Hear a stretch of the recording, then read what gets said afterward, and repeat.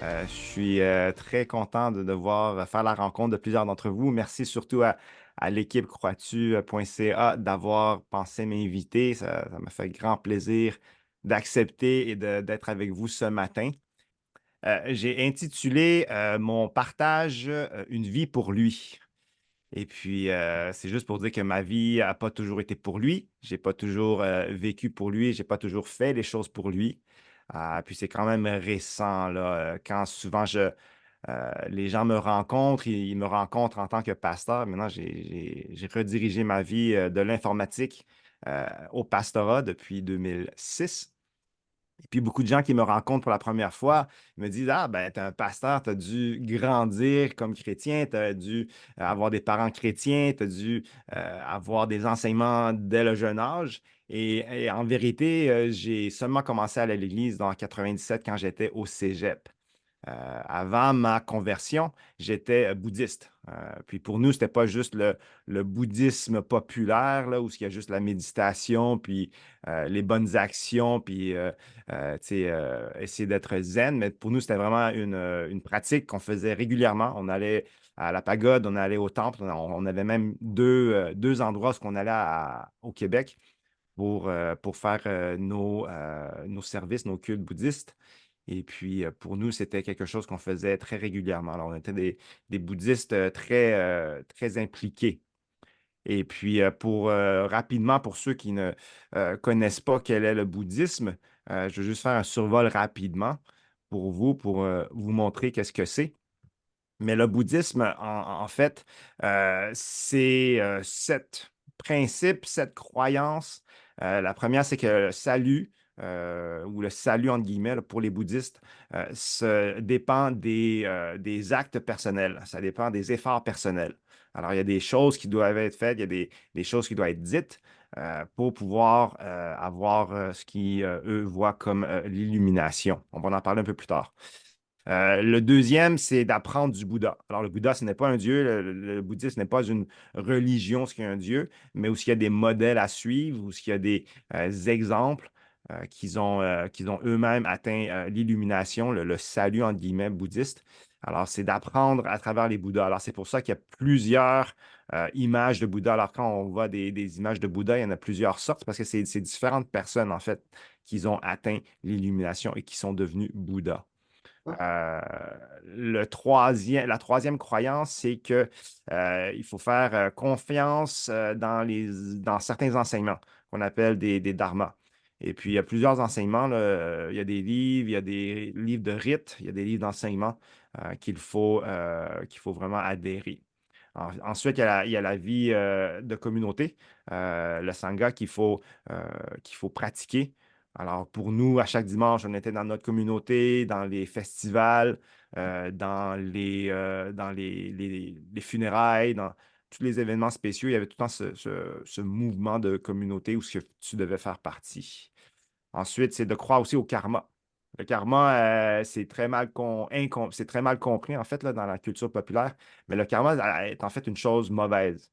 Le karma est une prison où ce que la personne est prisonnier d'un cycle de réincarnation. Et puis, tu te réincarnes dans quelque chose de meilleur si tu as vécu une bonne vie ou tu te réincarnes dans quelque chose de mauvais si tu as commis des mauvaises choses dans ta vie. Et puis, le bouddhisme, en fait, c'est une voie, c'est un chemin, c'est une philosophie qui enseigne qu'il faut quitter ce cycle du karma. Il faut briser cette malédiction du karma pour pouvoir avoir un éveil, pour comprendre justement qu'il faut quitter ça. Puis septièmement, d'atteindre l'illumination, ce qu'on appelle le nirvana, en complétant 8 étapes. Alors, les 4 vérités qu'il y a, c'est qu'il y a la souffrance, la source de la souffrance, qu'il faut arrêter cette souffrance, et puis ensuite, qu'il y a un chemin pour quitter cette souffrance. Ça, c'est les 4 vérités. Les 8 pas d'illumination ou les 8 étapes pour atteindre ce nirvana-là, c'est la vue droite, la résolution correcte, le discours droit, la bonne conduite, les moyens de subsistance appropriés, les effets droits, la pleine conscience et puis ensuite la bonne concentration. Alors, c'est 8 étapes là, que les bouddhistes vont essayer d'entreprendre dans le cheminement pour justement briser cette malédiction du karma devenir illuminé, qui est un beau mot, mais qui, en bout de ligne, est très ténébreux. Parce que l'illumination, c'est de quoi? C'est de dire que tu n'es plus rien, Mhm. et puis que tu deviens un tout avec l'univers ou la force de l'univers. Alors, c'est quand même assez nihiliste, c'est quand même assez centré sur toi dans une façon là, où ce que tu dois vraiment te défaire de toi-même pour que tu deviennes rien. Ce qui est, comme vous comprenez, pour plusieurs, n'est pas en concordance avec ce que la parole enseigne ou ce que nous, on est connus comme enfants de Dieu. On a une identité spécifique. Alors, le bouddhisme a l'air très beau sur papier, mais quand on commence à creuser, il y a des trucs quand même assez ténébreux là-dedans. Pour nous, pour moi, quand j'étais plus jeune, moi, je suivais ce rituel-là. On allait au temple, on avait nos cultes, on pratiquait la gentillesse, la générosité, on accueillait, on participait à la communauté. On allait même au temple, on avait nos chakras où ce qu'on répétait, ça ressemble un peu aux catholiques, où ce qu'on avait pas des chapelets, mais on avait nous-mêmes nos méditations, ce qu'on répétait. Je ne me souviens plus combien de fois, là, mais la même phrase, la même vérité, sans même comprendre des fois ce qu'on disait, mais on le répétait, puis on le répétait, puis on le répétait. Puis ça, c'est des signes de piété. Alors pour moi, je participais à ça, j'étais vendu au bouddhisme, où ce que je faisais tout ça. Mais en vérité, il n'y avait pas beaucoup de... C'était pas très spirituel, c'était plus des actions. Encore une fois, on parle de pouvoir atteindre le salut par les efforts personnels. Alors pour moi, c'était vraiment des efforts, des rituels sans spiritualité. C'est des rituels pour vraiment venir remplir les trous dans ma vie. Et puis, pour moi, c'était de pouvoir dire, ben, je suis une bonne personne, en fait, parce que je fais plus de bonnes choses que de mauvaises choses. Puis ça, pour moi, c'est important parce que le vrai côté de moi, il y avait peut-être, on pourrait, tu sais, on aurait à trancher, tu sais, j'avais un 51% où ce que je faisais des bonnes choses, puis il y avait un 49% qui n'étaient pas des bonnes choses, qui probablement me définissaient plus, en fait. Et puis, cette 49% de mon identité qui me définissait, c'était cette attitude de dire, ben, moi, je veux tout vivre. Dans ma tête, moi, j'avais un rêve où j'avais vraiment une vision de ma vie, que c'était à la fin de ma vie, sur ma pierre tombale, je veux que ça soit écrit, il a tout fait, il a tout vécu. Alors, de mon jeune âge, à 13 ans, j'étais un côté zen, en guillemets, puis l'autre côté, c'est que c'était chaotique. J'étais quand même un enfant pas mal défiant, pas mal désirant de vivre des expériences. Et puis, moi, j'étais dans le monde quand je n'étais pas au temple. Et puis, pour moi, c'était de vivre la vie au maximum, puis de faire tout ce que je pouvais. Malheureusement, on s'entend, là, ça, c'était une des pires décisions que j'ai faites de ma vie, là, de dire, ben, je vais vivre comme si je voulais tout faire puis tout vivre. Et puis, on le sait, là, dans le livre des Ecclésiastes, ça dit, tout est dérisoire, hein. Tout est dérisoire. Autant courir après le vent. Alors, déjà, à 13 ans, secondaire 1, je courais déjà après le vent. J'étais à l'école, oui, j'étais une bolle, mais je n'étais pas une bolle dans les bonnes matières, disons.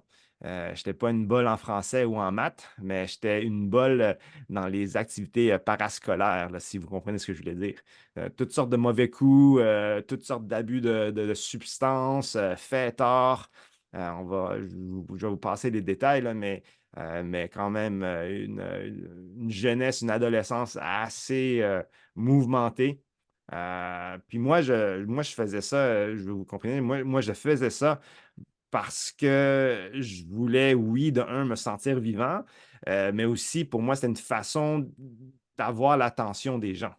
De dire, hey, Rici a fait, t'as-tu entendu, Rici a fait ça, ou Rici puis sa gang, ils ont pris ça, puis fait que pour moi, c'était quelque chose qui, je pensais, me donnait une grande satisfaction parce que j'avais justement l'attention, j'avais le respect des gens.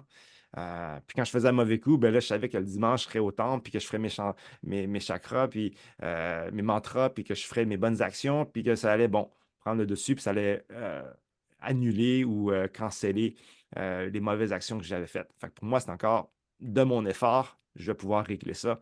De mon effort, je vais pouvoir avancer dans les 8 pas de vérité, puis atteindre le nirvana. Alors, c'est ça que je pensais. Mais c'était pas trop le cas. Parce que moi, j'étais un accro d'adrénaline. Alors, j'avais besoin de toujours courir après la dernière tendance, après la dernière activité extrême. J'avais toujours tendance à en faire plus, à en prendre plus, à en fêter plus. Et puis, ça m'a vraiment mené à faire plusieurs choses là, quand même extrêmes. Mais pour moi, c'était jamais assez. Euh, Puis de là, de comprendre que tout était dérisoire, de comprendre que ben, je courais après le vent, en fait. Et puis, rapidement, là, je vous dirais, là, vers la fin du secondaire, je me suis rendu, ben regarde, là, c'est comme, il n'y a pas de sens à ça, là, c'est comme ça ne me donne pas la satisfaction long terme que je recherchais. Et puis, c'était comme courir comme un poulet sans tête, là, pour ceux qui ont déjà vécu, ou désolé pour l'image, là, mais pour ceux qui ont déjà vécu sur une ferme, ben, c'est ça, quand tu coupes la tête d'un poulet, ben, le poulet, il court partout dans tous les sens, comme s'il ne savait pas où il allait, puis en fait, il ne sait pas où il va, il n'y a pas de tête. Puis ça, c'était moi. J'étais un poulet sans tête. Et puis, malheureusement, euh, cette course après les rushs d'adrénaline et la façon dont j'ai terminé mon secondaire. Alors, de 13 ans là, jusqu'au secondaire 1 jusqu'au secondaire 5, c'était la fête, là. Ici était en fête. Après le secondaire, c'est là que j'ai vraiment commencé à réaliser puis me poser des grandes questions, là. Est-ce que la vie, c'est vraiment juste une course à la recherche du prochain rush d'adrénaline? Puis je reviendrais, tu sais, comme je revenais de mon dernier rush d'adrénaline, puis je me sentais là encore un peu vide, je me sentais un peu sans vie même, là. Et puis c'est là que j'ai décidé de changer ma stratégie de vie. Puis j'ai dit, bon, au lieu de faire des mauvais coups, puis de faire des abus, puis de fêter, peut-être que je devrais changer mon style de vie, puis en fait, essayer de viser haut pour aller chercher une vie réussie, d'avoir une carrière, puis tu sais, la grosse auto, la grosse maison. Puis là, je me suis dit, bon, peut-être que vivre comme une célébrité ou de viser la vie de célébrité, là, les gens riches et célèbres, là, peut-être c'est ça mon but dans la vie, ou ça devrait être ça. Enfin, je me suis mis à fond là-dedans. J'ai commencé à poursuivre ça. J'ai recherché de bien étudier, puis de bien me préparer ou de préparer mon avenir moi-même, encore une fois. Et puis c'est là que je me suis rendu compte aussi à un moment donné que, bon, j'ai bien beau avoir des bonnes notes, puis travailler fort, mais encore une fois, oui, on dirait que je suis en train il me manque encore quelque chose dans ma vie, là, en fait. Alors, de là, j'ai continué à cheminer, continué à chercher, poser des questions, parce que je voulais justement sentir que j'avais un but dans la vie, que j'allais dans un chemin qui était autre que les 8 étapes du bouddhisme. Alors, c'est à ce moment-là, qu'en 97, là, justement, j'ai des amis que j'avais compris qu'ils étaient chrétiens. Je ne savais pas c'était quoi un chrétien. Je ne savais même pas qu'est-ce que ça mangeait en hiver. Je ne savais même pas que le christianisme existait quasiment. Là. J'étais comme, OK, il y avait des gens qui voient un truc qui s'appelle l'Église, là, mais j'avais aucune idée c'était quoi. Alors, j'ai commencé à avoir des amis chrétiens au cégep. Puis eux, ils m'ont invité à aller faire du camping, en fait. Et puis pour moi, ancien fêteur, ancien gars d'extrême, rush d'adrénaline, pour moi, tu dis camping, puis ça veut dire toutes sortes d'abus, puis la fête, puis en tout cas, tu sais, moi, j'avais une idée de c'était quoi le camping, puis j'ai dit, ben certain, je vais faire du camping avec vous autres. Fait que j'étais allé faire du camping avec eux autres. C'était pas en tente, il y avait des chalets, puis tu sais, on était bien installés là, quand même. Mais ces chrétiens-là, ces étranges créatures, j'ai appris à les connaître plus. Et puis, je me suis rendu compte que ce que moi, je pensais qui était les meilleures façons d'avoir du fun, n'était pas leur façon d'avoir du fun. Pour eux, juste être en camaraderie, pour eux, juste de discuter d'un livre, puis de le lire, puis de prier, de chanter, de faire des choses très, très simples. Je me suis rendu compte que ces choses non extrêmes leur apportaient beaucoup de satisfaction. Je pouvais le voir là, qu'il y avait quelque chose, ils avaient l'air heureux, ils avaient l'air complets, ils avaient l'air de vraiment vivre une vie pleine sans avoir à faire des choses extrêmes. Puis ça m'a ouvert les yeux au fait que ben, tu peux vivre la vie simplement, je vais le dire comme ça, et puis quand même vivre une vie avec un sens, avec un but. Et puis ça, c'était quelque chose que je ne connaissais pas. C'était vraiment très étrange à moi. Et puis, à la fin du camp, la fin de cette fin de semaine-là qu'on avait passé ensemble, il y en a deux d'entre eux qui sont venus me voir puis qui m'ont dit, ben Ricky, comment tu as trouvé ça? Là, je leur ai expliqué, ils m'ont parlé un peu de ce qu'ils faisaient, ils m'ont clarifié certains points, qu'est-ce qu'ils lisaient, puis qu'est-ce qu'ils chantaient. Puis ils m'ont demandé, est-ce que tu sais pourquoi on est comme ça? Moi, je leur ai demandé, pourquoi vous êtes comme ça? Puis la réponse n'était pas, c'est pas un quoi ici, mais c'est un qui. Puis là, j'étais comme, OK, c'est un qui, c'est pas un quoi. Qu'est-ce que vous voulez dire par ça? Ils ont commencé à expliquer l'Évangile. Ils ont commencé à parler de Jésus. Ils ont expliqué que Jésus était le Fils de Dieu, qui était venu parmi nous, qui avait vécu parmi nous, qui comprenait les douleurs, les souffrances de l'homme et de la femme, et puis qui il a voulu se rapprocher des hommes parce que les hommes étaient pécheurs, parce que les hommes avaient besoin d'un Jésus. Parce que sans Jésus, aucun de nos efforts pouvait nous sortir de notre pétrin et du sentiment qu'on avait d'être perdu. Puis moi, ça, c'est quelque chose qui m'a saisi parce que pour moi, bon bouddhiste, ben non, c'est mes efforts, c'est mes pas, c'est les choses que moi je vais dire, que je vais faire qui va me donner cette illumination, ce nirvana. Et puis, quand ils m'ont parlé de ce Jésus-là, ils ont terminé avec quelque chose de très intéressant qui m'a pris par surprise aussi. Mais ils m'ont dit, ben, Jésus t'invite ici aussi. Jésus t'invite à cheminer avec lui. Tes 8 pas du bouddhisme, ben, en fait, Jésus te dit, ben, marche avec moi au lieu. Suis-moi. Euh, je vais t'enseigner, je vais te transformer, je vais te mener au vrai salut. Euh, pour moi, quand j'ai entendu ça, quand j'ai reçu cette invitation-là, pour moi, c'était comme, ben là, attendez, là, c'est comme, je suis invité à faire à juste suivre. Non, non, non, ça fonctionne pas, là, les amis. Il faut bien faire de quoi, là. On peut pas juste rester inactif. C'est ça que je pensais au début, comme non-chrétien, que c'était vraiment très inactif.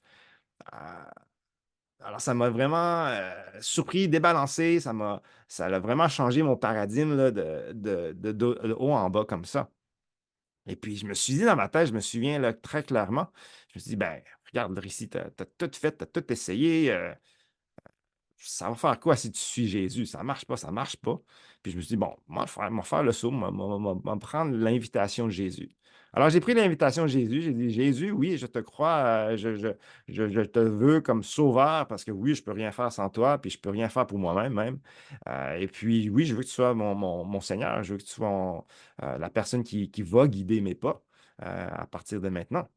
Et puis, c'est à ce moment-là que j'ai commencé à vraiment me forcer, m'impliquer, puis de vraiment m'engager à apprendre ce que Dieu enseignait, qui était Jésus. C'est là que j'ai commencé à 97, en revenant en août 97 du camp, rejoindre une église au centre-ville de Montréal, et puis vraiment apprendre qu'est-ce que c'est d'être un chrétien, qu'est-ce que c'est de suivre Jésus. Et puis ça, cette nouvelle quête-là, ce nouveau rush-là, ou euh, cette nouvelle course qui n'était plus après le vent, mais qui était après Jésus, ce nouveau trajet-là, ce nouveau chemin-là a vraiment commencé à faire des transformations en moi. J'ai vraiment commencé à comprendre qu'est-ce qu'était la joie, qu'est-ce qu'était la satisfaction, qu'est-ce qu'était la vie. Et puis, ça a été très transformateur pour moi. Hein. Jésus a commencé à faire un travail en moi que je ne pouvais pas faire pour moi-même, que personne d'autre pouvait faire pour moi-même.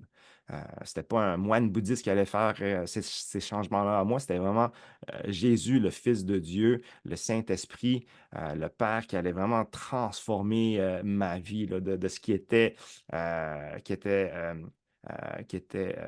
dangereux pour ma vie, qui était très ténébreux pour ma vie.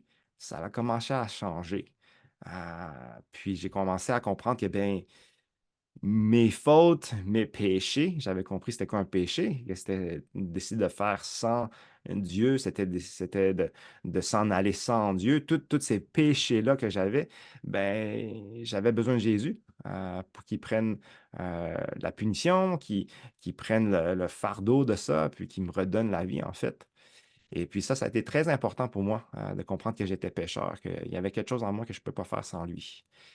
Et puis, quand j'ai commencé à suivre Jésus comme ça, là, maintenant, ça fait ça depuis 97. Mais depuis 97, je suis encore en chemin, je suis encore en route avec Jésus, puis je le suis. Puis, c'est vraiment quelqu'un avec qui je comprends que je vais vivre la vie éternelle, là. Pour moi, il n'y a rien de mieux que Jésus. Et puis, je concentre maintenant, je suis encore accro d'adrénaline, j'aime ça vivre la vie à fond. Mais maintenant, je concentre mon temps, mes énergies, mon cœur. euh, je, je- j'ai recentré ça sur Jésus pour le connaître plus, pour vivre une vie pleine avec lui et non juste pour moi. Pour moi, maintenant, sur ma pierre tombale, j'aimerais que ça soit écrit, ben, Jésus a marché avec Jésus, réussi à marcher avec Jésus à fond, réussi, a vécu avec Jésus tous les moments de sa vie. Jésus a réussi à vouloir tout faire avec Jésus. Alors, il y a une belle, il y a un beau sens à ma vie maintenant que j'espère qu'il va vraiment ressortir. Vous voyez, pour moi, quand je me levais le matin avant de connaître Jésus, je me levais, puis je me disais, ben, c'est quoi que je vais faire aujourd'hui, là? C'est quoi que je vais vivre? Maintenant, je me lève le matin, puis c'est Jean, verset 14, chapitre 4, versets 13 et 14, qui me vient à l'esprit encore aujourd'hui. C'est celui qui boit de cette eau, reprit Jésus, aura de nouveau soif. Mais celui qui boira de l'eau que je lui donnerai n'aurait plus jamais soif. Bien plus l'eau que je lui donnerai deviendra en lui une source intarissable qui jaillira jusque dans la vie éternelle. Puis pour moi, c'est ça, je me lève le matin, je me dis, Jésus, qu'est-ce que tu vas me montrer? Jésus, qu'est-ce que tu vas faire à travers moi? Jésus, ce que tu vas faire dans la vie des gens autour de moi? Puis il y a cette source d'eau intarissable qui jaillit, puis pour moi, c'est la vie. Pour moi, c'est Jésus qui a compris que j'avais des trous dans ma vie, puis qu'en fait, il n'y a pas d'autre choix que lui de venir inonder ma vie, de venir inonder mon cœur de qui il est, de ce qu'il fait, puis de ce qu'il enseigne. Et puis pour moi, c'est très, très important. Puis cette source n'arrête pas. C'est ça qui est incroyable. Puis j'en ris encore, puis j'en souris encore aujourd'hui parce que c'est comme à chaque jour, c'est comme oh Dieu, c'est comme j'avais jamais vu ça ou Dieu, c'est incroyable ce que tu fais dans la vie de telle personne ou dans ma vie ou dans ma famille. Puis à chaque fois que je vais boire à la source, je suis toujours plus rafraîchi qu'avant, je suis toujours plus satisfait qu'avant. Puis c'est pas pour dire que Dieu est devenu juste une source d'adrénaline tout simplement, mais c'est que je, ma vie est transformée à chaque fois. Euh, Puis que, à chaque fois que je vais à la rencontre de Jésus ou que Jésus vient me sauver de mes péchés, même encore comme chrétien, c'est qu'il y a une source de vie qui jaillit. Et puis c'est incroyable de vivre ça chaque jour, puis de savoir que je vais pouvoir je vais être capable de continuer à vivre ma vie et puis d'avoir encore de plus en plus une vie intensément près de Dieu. Euh, de savoir que Dieu va toujours me ramener plus près de lui. Ça, en fait, c'est vraiment merveilleux. Puis pour moi, c'est encore, des fois, je suis surpris de dire, ah ben Dieu, tu m'aimes à ce point-là, c'est incroyable. Alors, je suis vraiment parti d'un gars qui recherchait des sensations fortes à un gars qui recherche à être plus près de Dieu, d'être en intimité avec notre Père, de le servir, de servir ceux autour de moi. Alors aujourd'hui, c'est plus tellement ce que je fais, mais c'est vraiment ce que Dieu fait. Aujourd'hui, c'est pas qu'est-ce que je vais faire pour me sentir vivant, mais qu'est-ce que Dieu fait dans ma vie pour me sentir vivant. Ça a vraiment changé beaucoup. À un point tel que, je le mentionnais tantôt à certains, j'étais en informatique et puis maintenant j'ai changé de carrière. Je suis devenu pasteur. Et puis pour moi, cette source de vie, cette source qui est Jésus, maintenant j'essaie d'être quelqu'un qui va pointer les autres vers Jésus. Et puis un verset qui m'a vraiment, que le Seigneur m'a vraiment donné pour le joindre dans son œuvre, ou encore joindre son invitation à son œuvre, c'est 2 Timothée, chapitre 1, verset 11 à 12. Et c'est pour annoncer cet évangile que j'ai été établi prédicateur, apôtre et enseignant. C'est aussi la raison de mes souffrances présentes, mais j'en ai pas honte. J'en ai pas honte car je sais en qui j'ai mis ma confiance et je sais la ferme conviction qu'il est assez puissant pour garder tout ce qu'il m'a confié jusqu'au jour du jugement. Et puis ça, c'est quelque chose qui m'a vraiment touché, que le Seigneur a mis sur mon cœur quand il m'a appelé à le servir à temps plein. Et puis, je continue encore, je continue mon bout de chemin avec lui, comme plusieurs d'entre vous. Comme plusieurs d'entre vous, peut-être qui se demandent, ben, c'est quoi le chemin que je devrais suivre? Ben, je vous invite à vraiment considérer l'invitation que Jésus a pour vous. Je vous invite vraiment à considérer ce que Jésus a fait pour nous en voulant prendre nos péchés, en voulant prendre la punition du péché, euh, puis de dire, regarde, je prends, mais je te présente quelque chose qui est la vie éternelle avec le Père à travers moi. euh, que tu auras pu à dépendre de toi, de t'épuiser dans une course sans but à courir après le vent pour avoir une vie pleine. Prends cette invitation, je t'invite à connaître Dieu. Alors moi, je suis encore là-dedans. À chaque jour, je me lève, je me dis merci Gilles pour cette eau, merci pour cette invitation. Puis je saute les 2 pieds joints dans l'eau avec Jésus.